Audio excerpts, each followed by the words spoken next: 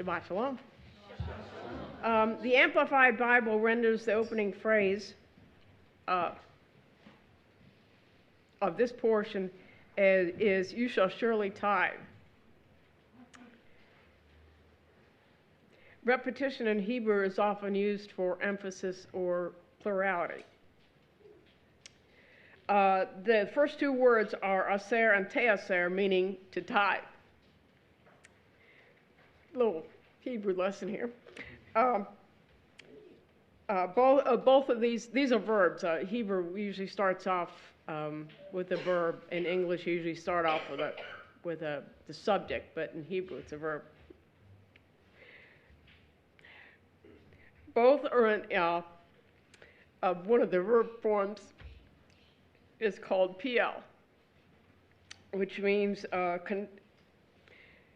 which conveys intensive action. A call verb would be he laid something down. A PL would be he's really smashed it or threw it down. Furthermore, the second word is in the imperfect tense, meaning it's to be an ongoing process. So the first word is you're supposed to do it. The second one is and you're supposed to always do this. And the last two words, which are nouns, are repeated. Shana shana, meaning from year to year. The children of Israel were commanded to tithe 10% of the yield of their seed produced in their fields.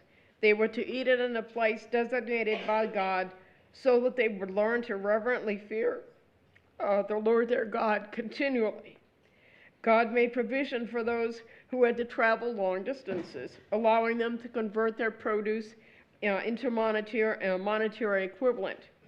Once on site, they were free to purchase whatever they desired, even strong drink, and to eat and drink. And everyone was to rejoice. In Hebrew, it's samata, which means it has several meanings, and everyone has the connotation of rejoicing. Like in Hebrew, if you have ruach, it can mean spirit, wind, or breath. So you have multiple meanings. But in this case, everything is rejoice, rejoice, rejoice. In the third year, they were to store their 10% up for the Levites, since they had no inheritance, and also for the fatherless and the widows, so that the Lord your God might bless you in all the works of your hands. Giving is a barometer of what's going on in a person's heart. Do actions produce joy? Take, for instance, a habit of daily Bible reading and prayer. This takes determination, dedication, and resolve to keep with it. At first, it may seem like another chore to check off your to-do list. But after time, the other choices take a second priority to reading and prayer. The action leads to a deeper walk with the Lord. God wants us to have a closer, more joyful walk and blesses each aspect of our lives, not annually, but daily. The Haftorah is the account of Solomon as he dedicates the temple. The priest set up the temple with the utensils, furnishings, vessels, and the ark that had been brought up from Zion, the city of David, where the priests came out of the Holy of Holies. The cloud filled the Lord's house, and the priests could not stand to minister. Solomon said in verses 12 and 13, "The Lord said he would dwell in the thick darkness. I have surely built you a house of habitation, a settled place for you to dwell forever." This is a beautiful example of what can be accomplished in our lives if we wholly dedicate ourselves to his service.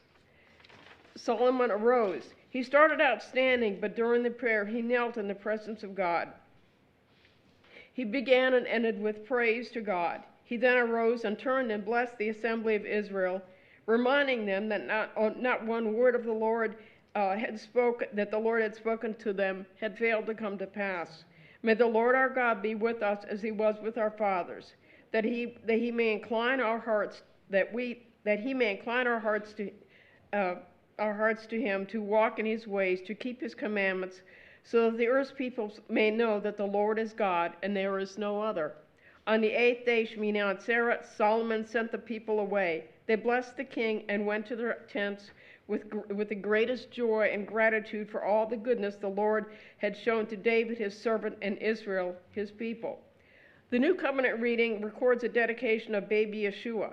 During his ministry, Yeshua said his body was the temple. And that was in John 2:19 through 21. So the temple, baby Yeshua, is being dedicated in the temple on the 8th day of the most joyous feast of the Hebrew calendar.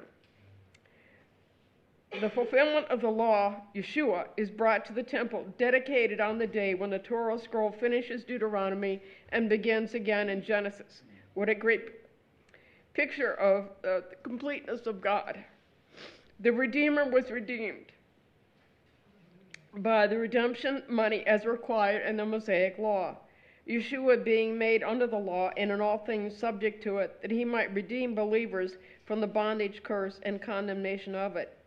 While they were at the temple, Simeon, a righteous and devout man, took the babe in his arms and pronounced a blessing and thanksgiving that he had been allowed to see the Messiah before he died. May we this year dedicate ourselves to a closer walk with our Messiah.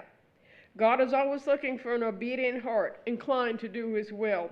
Give him everything you have, and good measure, pressed down and shaken together, will be put into your lap. Shabbat Shalom.